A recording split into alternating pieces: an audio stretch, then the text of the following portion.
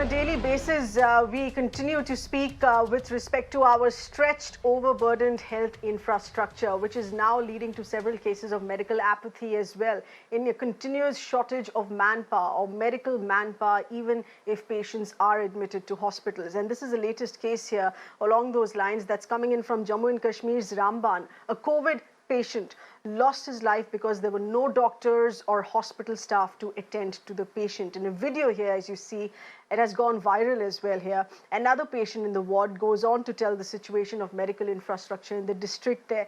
There were no staff members, no nurses, no doctors. At a time, the patient was battling for his life. A lock that was seen hanging on the door of hospital staff's cabin. The oxygen level of the admitted patient dropped, following which he lost his life, and there was no one to attend to him, to rescue him, to save him. The family, of course, is entirely grief-stricken, but also in a state of shock, wants to take to task, demanding action against the hospital authorities. जी सुबह जब मैं गया तो बीमार थे थोड़े बहुत, गया मैं नर्सों के पास नहीं थे उधर कोई।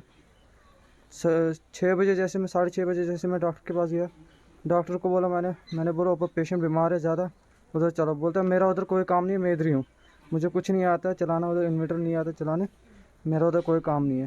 तो मैंने बोला तब भी कोई भेजो जो उधर मदद करे थोड़ी बहुत, जब तक डॉक्टर आएंगे। उसने बोला मैं कहाँ बोलूँगा, किसको बोलूँगा इधर। Well, that's it from me on the urban debate here, but stay on with us. We'll be continuing with discussions on the urban debate. We're going to be touching upon the oxygen shortage here as well with my colleague Avni. Don't go away.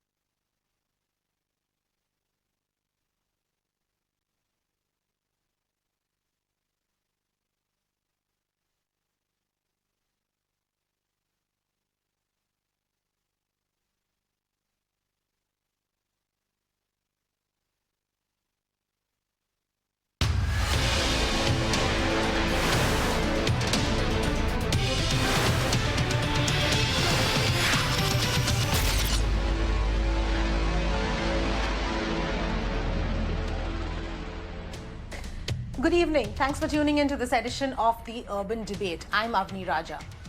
Now, our focus today, viewers, is going to be on oxygen. Oxygen has become such an important word right now in our vocabulary when this second deadly wave has hit. Because multiple hospitals, multiple cities, multiple states are all facing a massive oxygen crisis. The demand for oxygen with respect to COVID patients has gone up hugely. And there seems to be just not enough oxygen to keep pace with that demand.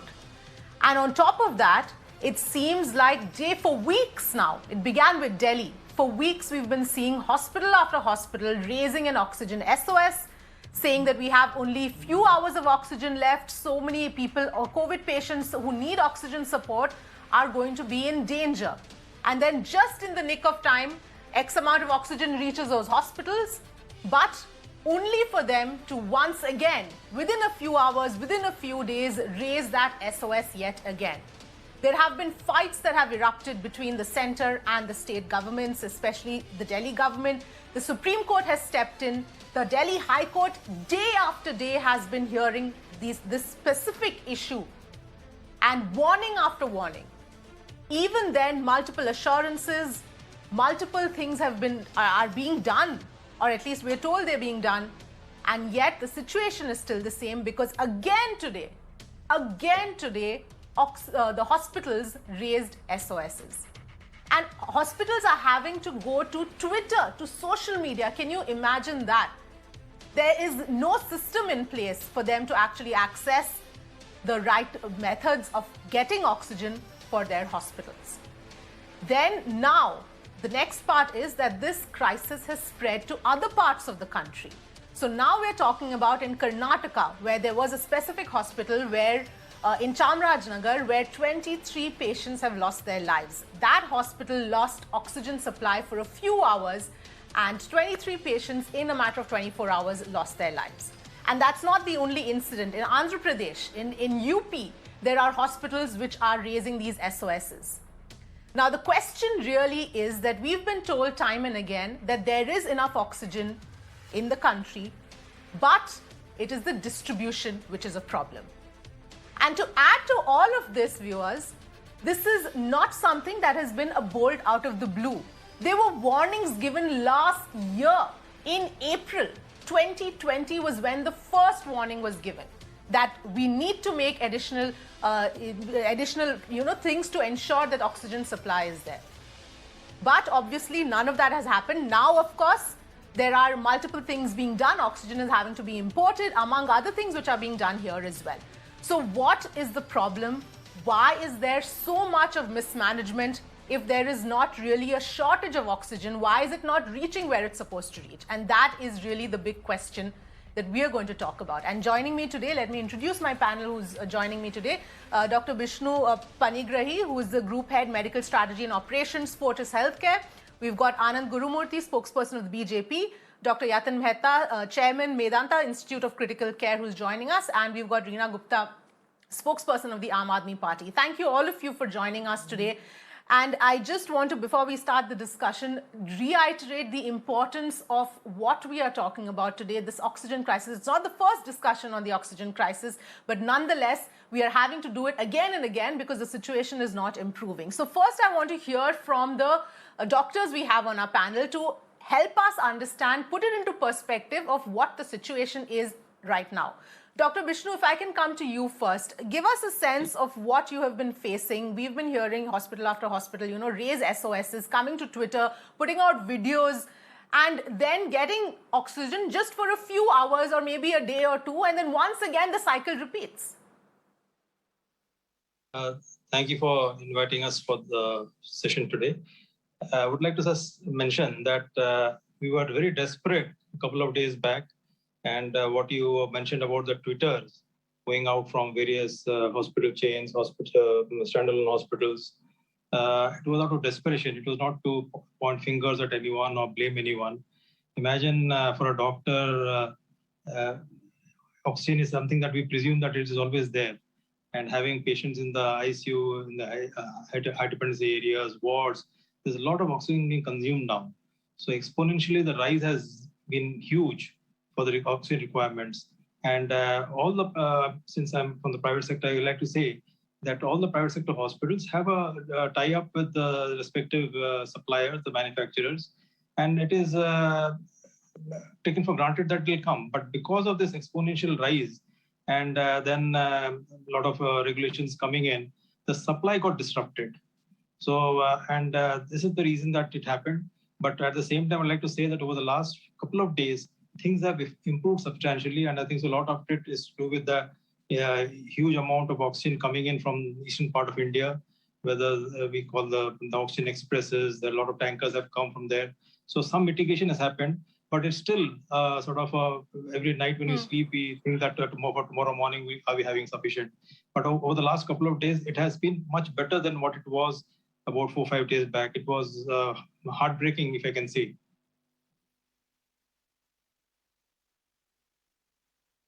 Yes, absolutely. I'm glad to know that, things are better, at least what you're dealing with at this point in time over the last few days. Dr. Mehta, coming to you, what has been your experience over the past few days and where do things stand now? No, see, it's been like a sword hanging on your head. You don't know when it is going to fall. Means we at Medanta have 350 patients of COVID. Now, these COVID patients are oxygen guzzlers. They're entirely, not only they consume a lot of oxygen once they are hospitalized, but they are entirely dependent on that supply of oxygen to survive. If one thing is, when you would ask me, what is most important for survival for COVID patients would be oxygen. Now, if that is cut off, they would die like flies, which has happened recently in few hospitals, including a prestigious hospital in Delhi. It was shameful. A well-known doctor died because of lack of oxygen in his own hospital. I mean, this is such precious lives which are lost, not only other doctors, other people also. And I do not think that India is such a underdeveloped third world African country that we should be losing lives because of lack of oxygen. Now, enough oxygen was being produced, I agree with that. But the consumption has exponentially increased, as Dr. Panigrahi said, 3 to 4 times from what it was during the pre-COVID era. So what we'll have to do, I mean, every state must have an oxygen nodal officer.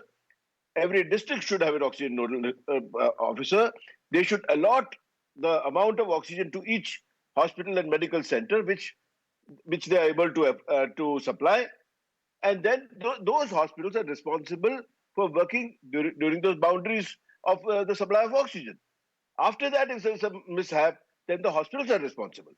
So if I have oxygen for 100 patients, I should not be admitting more patients. So on the one hand, we are told that 50%, 80% of your cases you admit because for COVID, and then there is no responsibility from any government regarding the supply of oxygen. It doesn't work both ways. I mean, that's not fair on the doctors. We have been working through the last year under tremendous pressure, and this is not our job to look at the supply of oxygen. Yes. Somebody is responsible. Now, I do not care who did what in the past or who wants more votes in the future. I do not care. It is the government's responsibility to ensure that oxygen is supplied. Until the demand is met with, we should live within our means, but those means should be supplied by the state government or central government, whatever it is. And meanwhile, the central should exercise all its powers to import oxygen plants, oxygen concentrators. And obviously, I'm sure everybody is working on that. And as Vishnu said, that things have eased to some extent, but last night again, we had a sword hanging till 12 o'clock. The supply had not come, and we did not know what was going to happen to a patient. Now, this is not the tension which we require in addition to the patient care. So this is I beg of all the establishment to please take care of this and not subject us to this unnecessary non-medical tension. Yes, absolutely, Dr. Mehta. I'm glad you mentioned that one very important point, that this is not your job to find the oxygen supply, to make 50,000 calls to get an oxygen supply, and every day to not know whether the oxygen is going to last the day, the night. It is not your job. Your job is to take care of the patients, and there are plenty more where they are, in fact, a number of patients who are coming in. So that is an extremely important point. But Reena Gupta, coming to you here, this tussle between the centre and the Aam Aadmi Party government has been going on for days now, in court, out of court. What is the situation right now in terms of the process that is in place? Because we are still seeing hospitals that are having to reach out on Twitter, through videos, through other channels to try and get hold of oxygen. So, Avni, as you rightly said at the beginning of the program, there were several warnings in November and in April of last year by the Standing Committee of the Parliament and the Empowered Group in April, saying that there's going to be a shortage of the oxygen, and that is exactly what we are seeing today. As far as Delhi is concerned, our need as of now is 976 metric tons, and we are barely getting 300 to 400 metric tons. Though on paper our quota has been increased to 590 metric tons, but we've hardly received more than 300 to 400 on any given day. And the oxygen supply is not an issue just in Delhi. There have been cases in UP, in Karnataka, in Telangana. For Delhi, it's very convenient for BJP to say that there is a problem between center and state. What about states like Karnataka, which are ruled by BJP? There's been a mishap over there as well. And, there has been so much aid which has been flowing in from the other foreign countries. And today the High Court actually pulled up the government and said that 300 tons of aid is lying with the Custom Department waiting to be cleared. It is very unfortunate, Tanvi, that today I need a concentrator for my own family, and there are thousands of concentrators sitting in the Customs Department of Delhi just a few kilometers away from my home, and I cannot get that concentrator because the central government is not clearing the concentrators, the injections, the oxygen cylinders. So, let's forget what happened in the past, but even today, the central government's focus is not on ensuring that the country gets its oxygen. You see tweets from the railway minister saying that Oxygen Express has started. Where is that oxygen? Why is it not reaching Delhi? Why is it not reaching UP? Why is it not reaching Karnataka? The whole country is crying for oxygen. It is not just Delhi. The whole country is crying for oxygen. Why are we, on 20th of April, our quota was increased. And today is the 3rd of May. Even today, we are not getting our full quota of oxygen. And that is the reason why we've written that if the central government is not able to manage the distribution of oxygen, maybe we need the army to step in and help us with the distribution of oxygen so that at least Delhi gets its full supply of oxygen. We have 10,000 beds which are ready and which cannot be deployed because we don't have oxygen. What is the point of having 10,000 beds unless those beds are oxygenated beds? So, one has to understand the whole situation of the way oxygen and, licenses for production of remdesivir and the latest thing that we are going to face is a shortage of vaccination. All of these are fully under control of the central government. So the states, all Reena Gupta, I don't want to, I don't want to get into, I don't want to make this a broad-based discussion. No, we've just had a 1-hour discussion on vaccination. A separate discussion has to be had on remdesivir. This is not an overall situation that we're discussing. We are discussing purely the situation with regard to the oxygen supply. And I have something to come back to you on, but before that I want to get Anand Gurumurthy's opening comments as well here. Anand Gurumurthy, if you can help us understand where is the roadblock here, because obviously we've been told time and again that the oxygen is there, but it's not reaching where it's supposed to reach. And now we are looking at a Karnataka, we're looking at a UP, an Andhra Pradesh, where there are hospitals running out of oxygen. What's the roadblock? First of all, through your challenge, I would like to, convey my regards and my humble pranams to all the doctors here in this thing. The doctors and the healthcare workers are definitely troubled a lot in the last 1 year. And from my party side, I would like to, offer my pranams to the doctors and their families and to the healthcare workers and their families. So it's been a year. It's been very, very tough year for everybody, and the administration is stressed, and there's no doubt about it. Today, what incident has happened in Karnataka, I would like to convey my condolences to the families. I know nothing can bring back those 23, 24 lives, and this is something which we need to understand what COVID is and how terrible it is. Now, first of all, from the Karnataka government side, I just want to reiterate that all actions are being, put in place. They were in place. Only thing is, something happened there, and since the media is, coming out with many versions of it, I would like to just tell that an order has been issued. Mr. Shiva Yogi has been made the inquiry head, and he has been told to submit a report on the Chamarajanagar incident within 3 days.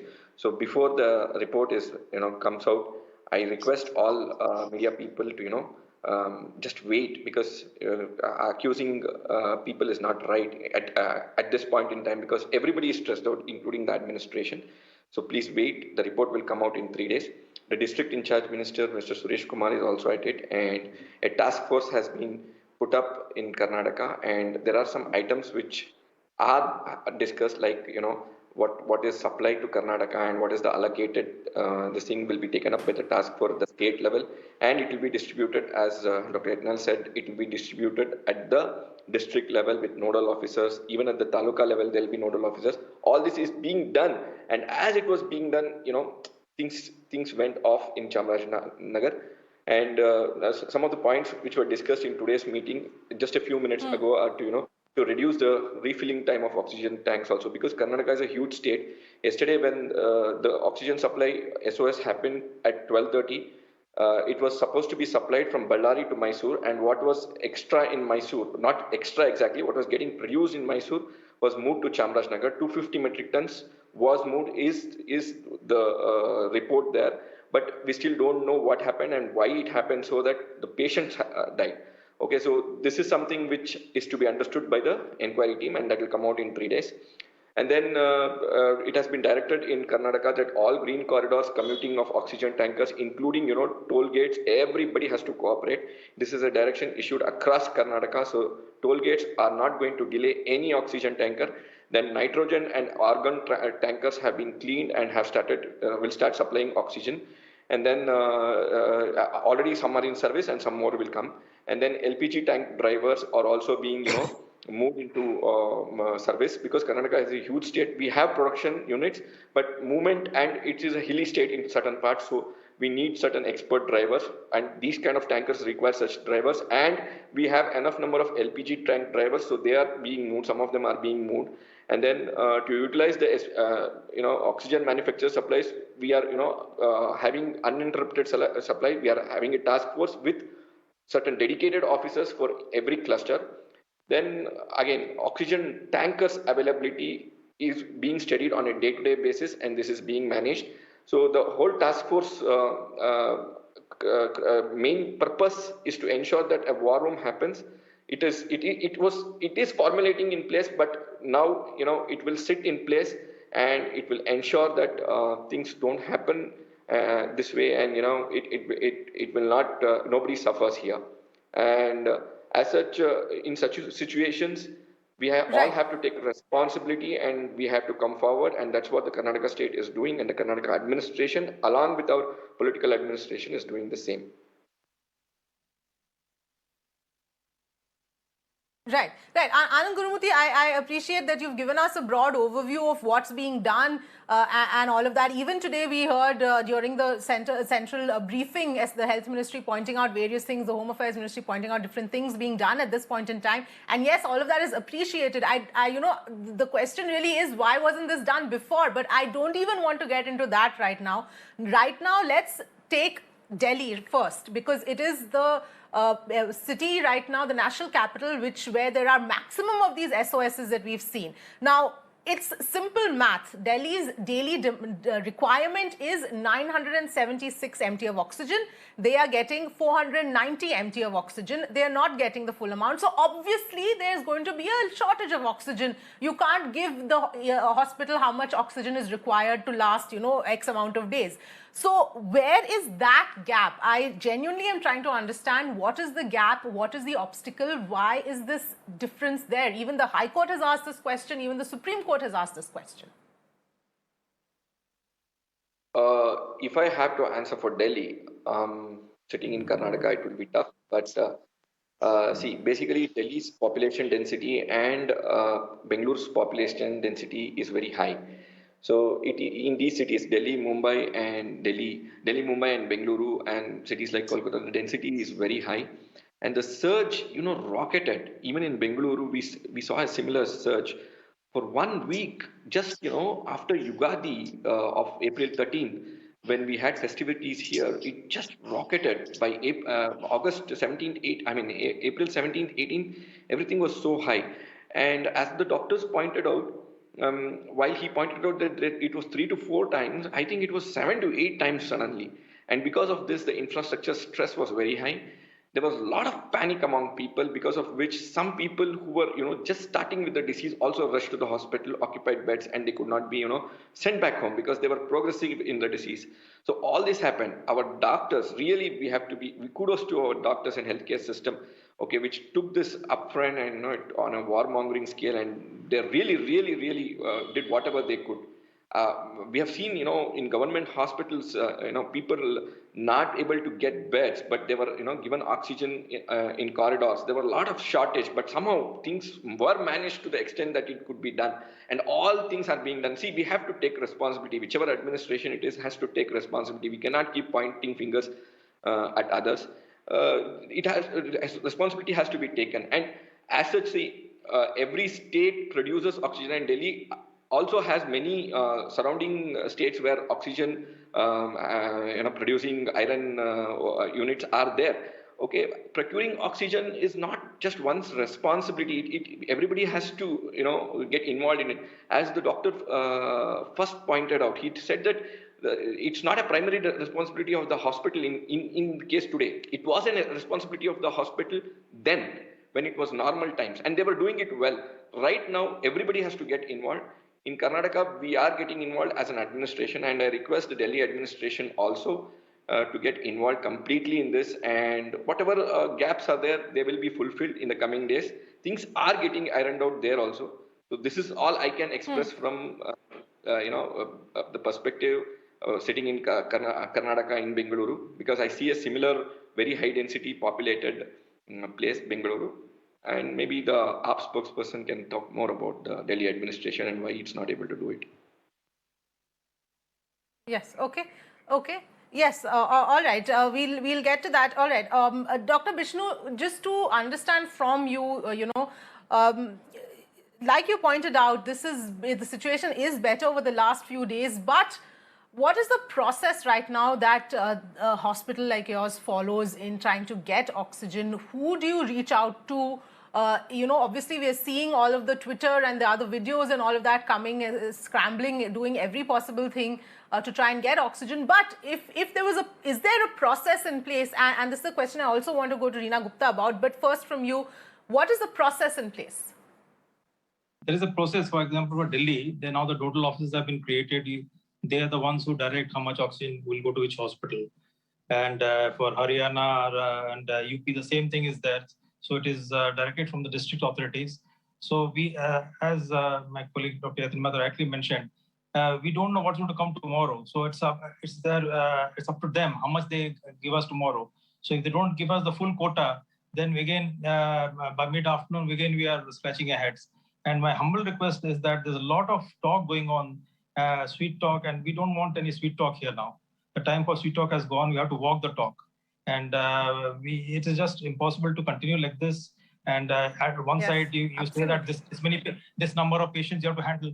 Then let us say, let the administration be clear that this much oxygen is there. You can for this much oxygen, this many beds you all can have.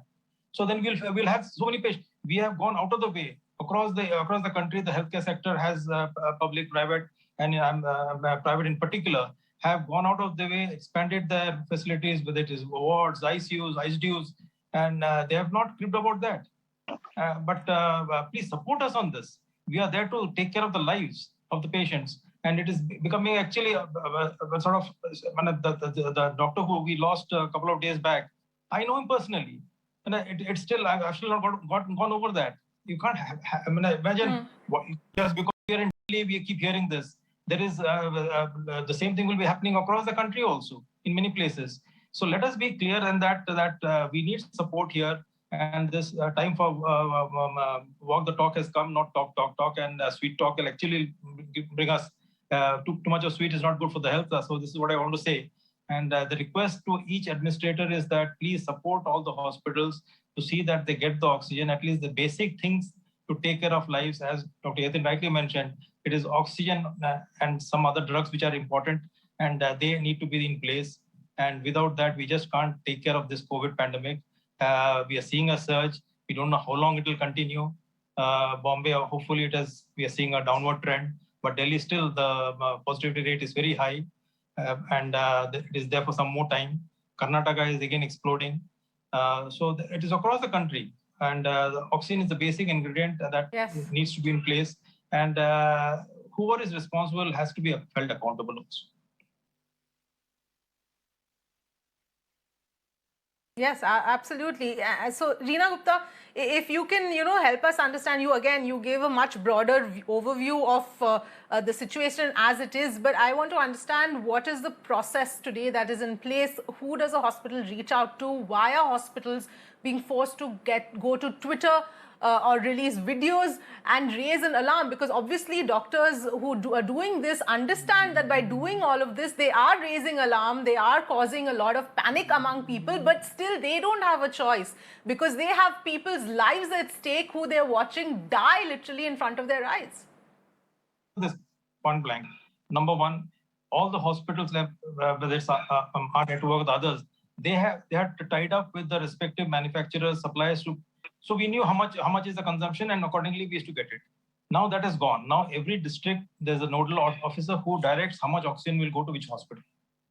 So we don't have line of sight that tomorrow we'll get 1 ton, 2 tons, 3 tons, whatever it is. So and if we get less, then we are stuck because all the ICU beds are full, HDU beds are full, ward beds are full. You go to any casualty also, beside casualties, they've created ICUs, HDUs there.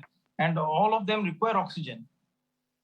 So the nodal officers, whatever they get, they're distributing it. Right, absolutely. Dr. Bishnu, I'll just come back to you.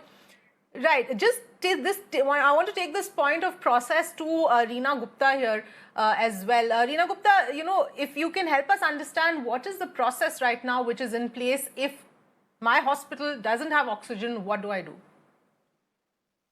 So Avni, as you know that Delhi is not an industrial state, so we don't produce our own oxygen. We've always received oxygen from the neighboring states, mainly from UP and Haryana. And a war room has been created in Delhi. There are nodal officers for each of the hospitals, and the whole night goes in tracking where the tankers are, where have they started from, where have they reached. As you know, that there's an oxygen shortage in the whole country. So a lot of times what is happening is that the tankers from UP and Haryana are not able to leave the borders because those states themselves need that oxygen. So they're not allowing the tankers to pass through. So the nodal officers actually spend the whole night and the whole day trying to figure out where the tankers are, when will they reach, and how can they actually reach the hospitals. But again, I come back to the same point. If the hospitals in Delhi actually need 976 metric tons of oxygen, and we are only getting 300 to 400, then the nodal officers are actually having to rationalize the oxygen between hospitals. And this is the last thing that they want to do. They want every hospital to get as much as they need and an assured supply 24/7. So it is also a very tough job for them to figure out how to rationalize between the various hospitals. So unless we increase the supply of oxygen in Delhi, and I really want to come back to the question which I raised earlier. There is this 300 metric tons of aid, which is oxygen concentrators, oxygen cylinders, which are sitting in the customs department, which are not being cleared. And nobody really knows how this aid is going to be distributed all over the country. So I would really request the central government to ensure that those concentrators and those cylinders actually leave the customs department of the Delhi airport and reach all of us, the Delhi government, any other government where they're supposed to reach. The private hospitals today put up an affidavit in the Delhi High Court saying that the concentrators that they have themselves imported from other countries, they are not getting them because they're sitting in the customs department of the central government. So, the central government has declared the Central Vista project as an essential project. Right now, what we need them to do is actually declare organizing oxygen the most essential thing to do. Otherwise, we are losing these precious lives, and it's very sad. And it's actually, I don't like coming on these TV programs and every evening and actually saying this, because if anybody who's watching these programs, the last thing they want to hear is from political parties saying that you are responsible and we are responsible. They need an answer. They need oxygen. What do I tell the people of Delhi that we don't have oxygen? Why don't we have oxygen in Delhi? The High Court said yesterday that every state is getting as much oxygen as they've asked for. Why is Delhi not getting as much as we've requested? Some of the states like MP and Maharashtra have received more oxygen than they asked for. So why is Delhi not getting its supply?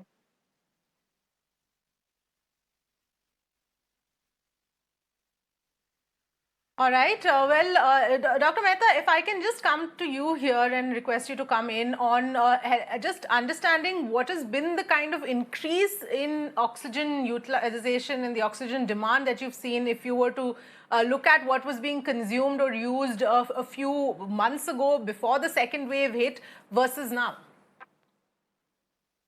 See, before the second wave hit, actually, COVID patients, I had in my hospital, Medanta, I had 6 patients of COVID in the intensive care unit. Now I have 125 patients in the intensive care unit, and we are still running short of beds. And we have 350 patients. So it is exponentially increased. And as I said, that these need a lot of oxygen, these sicker patients in the intensive care unit. They have high flow oxygen, they have non-breathing mask and 50 liters of oxygen. So these are really great big consumers of oxygen. And without that, I think they will just die. So, I mean, we have to, on one hand, you say, tell us how many beds to keep for COVID patients. On the other hand, you're not able to take care of the oxygen. I think this is a very difficult situation for all of us. And again, let us not get into blaming each government, blaming each other, please. But let me say that after all this is over, there should be some heads must roll, whichever heads they are. You cannot say too bad and now we'll try to do better performance next time after more lives are lost. So please, I think some major plundering has happened and people should be accountable, not till the next general elections. Please, I think administration is answerable. Whichever administration it may be, you can't just shrug off and say, we are very sorry for the deaths. That's not good enough. So please, whatever happened has happened, forget about it now.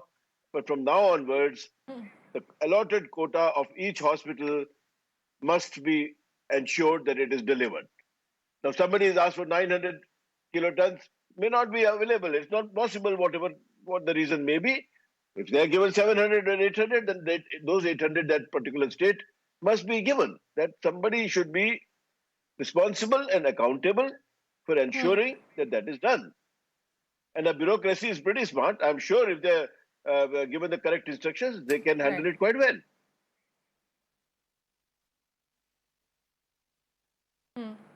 Right.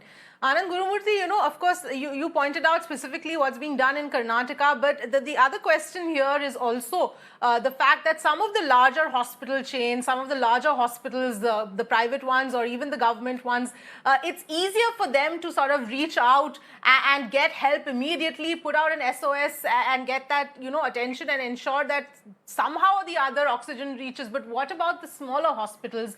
What about the hospitals which don't have that kind of access, which don't have that kind of a network to actually, and we've seen visuals where the hospital staff, people from the hospital are actually going and trying to get hold of the oxygen cylinders or the tanks or whatever and bringing it back to the hospital. So we are seeing all of that happening. This obviously needs a much larger solution. Yep. In the third week of April, we saw such a surge in Bengaluru, as I said, and some of the units, we were lucky enough that in Peenya, we have some units where oxygen could be produced, and immediately some of the smaller hospital people, they were really nice to, take the oxygen cylinders in their ambulances, in the other vehicles which were available and, fill them up. And those things also happened during those times. And slowly and steadily, it has come into place. From past 10 days, a war room of BBMP is working round the clock. Bengaluru Mahanagarapalikhe, what we have, BBMP war room is working round the clock.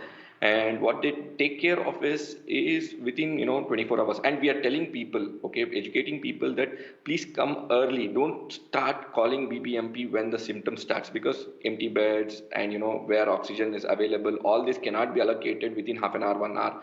So when the symptoms start taking medicine. The medicine kit is supplied from the BBMP side to the house within whatever minimum time possible, and then later on this patient is governed from the call center. He's given calls every 1 day, at least once or twice a day, and his status is updated according to the SSF number that comes with every COVID report. And then what is done is, if the patient requires, then he's requested to ask a little bit ahead, and within 24 to 48 hours is allocated a bed with oxygen supply and all these things. Now, one of the questions that you asked was the most important thing is what happens to the smaller hospitals. So in our case, below 50 bed hospitals have been requested not to admit COVID patients. Our health minister and our chief minister has taken a call, because as you said, when there are bigger hospitals, when there are more number of patients, we were able to handle the oxygen crisis better, because we could send the entire tanker and have some kind of an arrangement there, rather than if we have very small units and we have to supply in small oxygen filled tanks, it's very difficult. So we have to request all the hospitals, smaller hospitals within the BBMP limit. Then with our districts, there are district hospitals. The district hospitals again are larger units and they have all the facilities available. So again, filling up the tanks is something which has to be taken care and is being taken care, despite the fact that Chamarajanagar happened.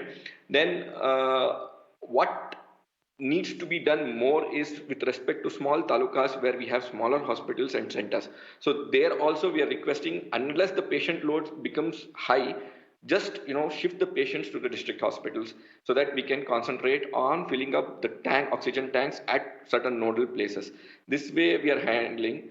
And of course, oxygen concentrators and other things which are available with super specialty hospitals and other places, they are doing their work fine. So this way, Bengaluru and Karnataka, we also have a very high surge now, and somehow we are coping up with it. Hope it doesn't go more. And again, administratively, what can be done is being done. Okay, but we cannot lose calm, or we cannot, blame each other, or we cannot, demoralize other profession people or anybody. It is a time of hard pandemic, and we have to face it, and we have to face it appreciating each other is what I would like to convey here.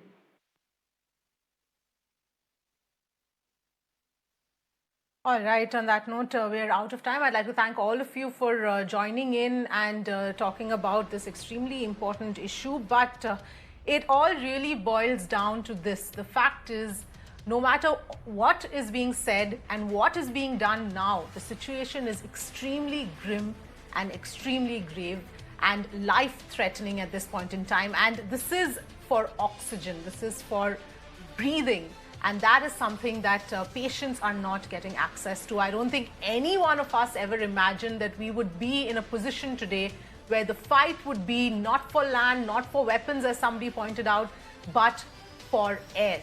And something has to be done, because this pressure that hospitals are facing every single day of whether I will get oxygen, whether my oxygen supply is going to last the night, and if not, what do? I have hundreds of patients here.